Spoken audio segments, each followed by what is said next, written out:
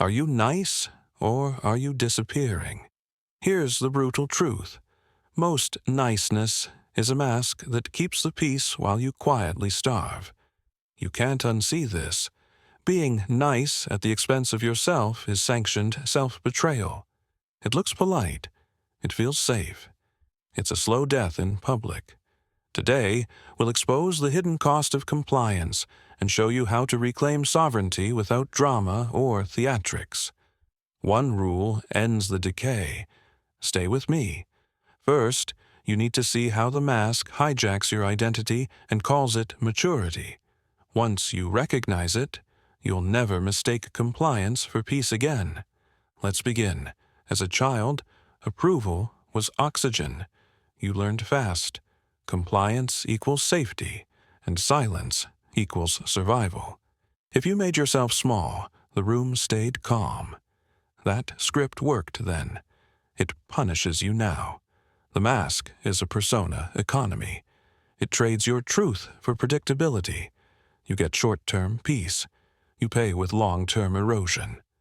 The bill arrives as numbness, resentment, and a life that doesn't feel like yours. Here's the confusion.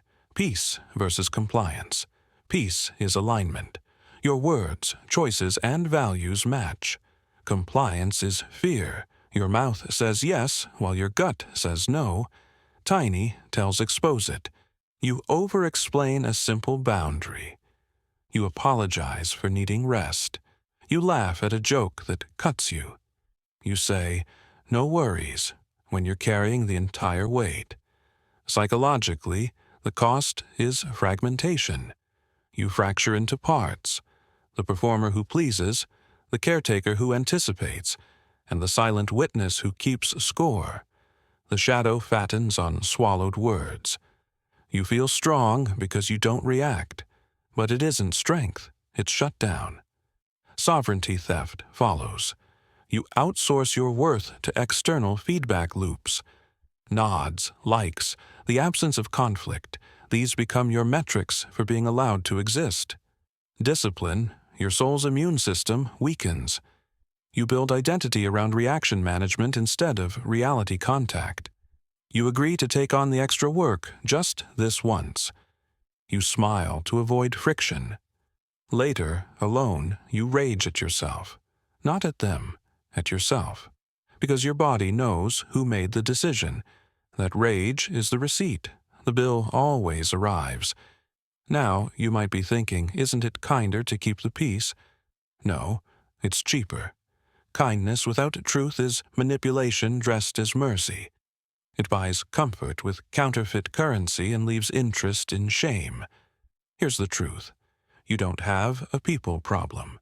You have a permission problem. You've revoked your own authority and given strangers access to your inner court. Every time you swallow a boundary, you reaffirm the old childhood contract. If I'm harmless, I won't be abandoned. That's not maturity. That's a hostage negotiation with your past. Let me show you how the mask hijacks identity. First, it reframes fear as virtue. You call avoidance being easygoing. You call exhaustion being independent. You call inability to say no being kind. Second, it reverses responsibility. You take ownership for everyone's comfort and abandon responsibility for your truth. Third, it confuses quiet with peace. Silence isn't peace. It's latency. What you bury alive returns armed. But here's where it gets interesting. The moment you stop performing, the room will complain. Not because you're wrong, but because the supply has changed. You used to subsidize their comfort. You stop. Their discomfort protests. That protest is data, not a verdict. Most people think they need courage. You need clarity. Courage without clarity swings swords at ghosts. Clarity says my needs aren't threats, they're coordinates. Speak them plainly. Remember this, the mask kept you safe. Honor that. But safety is now a cage disguised as character. It's time to step out. You traded truth for safety, and safety became a cage. That's the tension you feel, polite on the surface, betrayed underneath. Now we descend into the origin. Find the first wound that taught you to be nice, and you'll stop negotiating with it. Once you see the contract, you can end it. Let me ask you this. When did you first learn that your honesty endangers connection? That's the origin. The hidden contract forms early. I'll be harmless, and you won't abandon me. You sign it with fear. Guilt enforces it like a debt collector. Here's what actually happens. You enter a room scanning micro-expressions. You measure tone, posture, pacing. You tailor yourself to neutralize risk. That's not empathy. That's surveillance. You pre-abandon your truth to preempt their possible rejection. You disappear first so they don't have to make you disappear. Efficient, deadly. 3 archetypes take the stage. 1. The child seeks mercy. It believes love is conditional, so it offers compliance as tribute. 2. The mask performs. It studies what earns safety and standardizes those behaviors. 3. The shadow keeps score. It remembers every time you betrayed yourself and charges interest. That interest accrues as irritability, cynicism, and contempt toward people who make you bend. They don't make you. You surrender. Now, your nervous system records every self-betrayal. Your body isn't confused. It remembers the micro-flinch when you said yes against your gut. It encodes the pressure behind your eyes when you laughed off disrespect. Anxiety isn't random. It's unpaid authenticity debt. Panic is the repo man. Let's go deeper. Guilt is the lock on the cage. Not moral guilt, survival guilt. The moment you contemplate a boundary, your chest tightens. You feel a wave of, I'm being unfair. That wave isn't wisdom. It's conditioning. It says, if you stop performing, you'll be punished. So you compensate. You add extra words. You soften. You pay a tax on your own needs to keep the contract intact. That tax matures into resentment. Resentment is loyalty to the self you silenced. Micro-story. You share an unpopular truth, calmly. The room goes quiet. No praise, no applause, just air. For a second, it feels like oxygen. Your shoulders drop. Then the old fear rushes back. Was that too much? Notice the sequence. Relief first, fear second. That tells you what's real. The fear is a reflex. The relief is the truth. Here's the reframe you need. Rejection is filtration, not proof. Misalignment is leaving. It's cleanup. If your truth repels, good. It's accurately sorting. You're not too much. You were just miscategorized.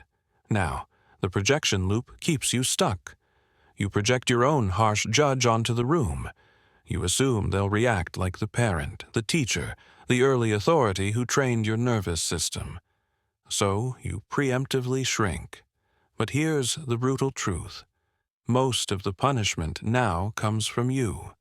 The world delivers feedback. You deliver the sentence. You need to hear this. What protected you then imprisons you now. The contract is expired, but you still keep paying. And the shadow? It wants balance. It pushes for explosions, blow-ups, dramatic exits to settle the account. Don't give it theatrics. Give it steady, behavioral boundaries.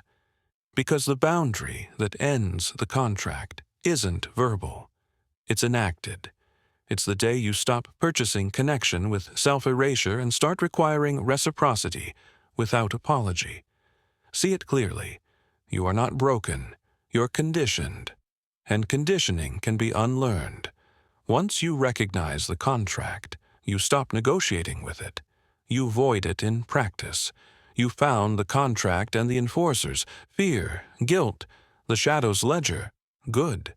Insight without action is another performance. Power returns through disciplined micro-acts that pay down the authenticity debt. 3 practices rebuild sovereignty without drama. They don't spike adrenaline. They stabilize identity. Let me show you how. Practice 1. The non-negotiable no decline without explanation. No is a complete sentence. Silence is completion, not hostility. If you're pressed, repeat the no. Don't justify. Justification invites negotiation over your self-respect. You're not rude, you're precise. Practice 2. The one truth rule. One honest sentence per day, not a monologue, a clean line. I don't have capacity for that. I need quiet tonight. That comment didn't land well. Small truths grow capacity. Consistency beats intensity. Your nervous system learns you won't abandon it under pressure. Practice 3. Boundary before bond. Test alignment early. Never bond past your boundaries. If an early boundary gets mocked, minimized, or negotiated, that's the data. Don't proceed. Attraction without respect is future resentment. Exit clean. Practice 4. Drop the masked apology. Stop apology fillers. Replace "Sorry, can I add something?" with "I have something to add." Replace "Sorry for the delay" with "Thanks for your patience." Apologize for harm, not existence. Ownership without shame recalibrates the room. Practice 5. The 24-hour delay. Don't auto-agree. Buy time. Let me get back to you tomorrow. Pressure collapses self-contact. Time restores it. Most bad commitments happen in the heat of appeasement. Cool the temperature, then choose. Calibration matters. Authenticity isn't aggression. It's clarity plus responsibility. You don't weaponize truth. You carry it steadily. If someone feels threatened by your clarity, that tells you about their dependency on your compliance, not the wrongness of your boundary. Many reveal, as you stabilize, rooms reorganize around you. Not because you dominate, but because steady signals invite regulation. People mirror your pace, your clean language, your non-defensive posture. That's leadership without showmanship. One more thing. Expect turbulence. Systems resist change. The first no feels rude. The second feels real. The third becomes your baseline. Don't measure progress by applause. Measure it by how little you debate your own needs. That's sovereignty returning. Here's the sovereign boundary. I don't negotiate with my self-respect. If a choice requires self-betrayal, it's a no, no matter the optics, no matter who protests. Apply it to scheduling, relationships, deals, and self-talk. This ends the slow death because it closes the store that sells you. Here's the takeaway. Being nice without self-respect is self-erasure. Clarity is care, not cruelty. Comment with the one practice you'll start today, and subscribe if you're done shrinking. Watch the next video on silent boundaries to harden your frame without drama. If this hit, share it with someone who needs it.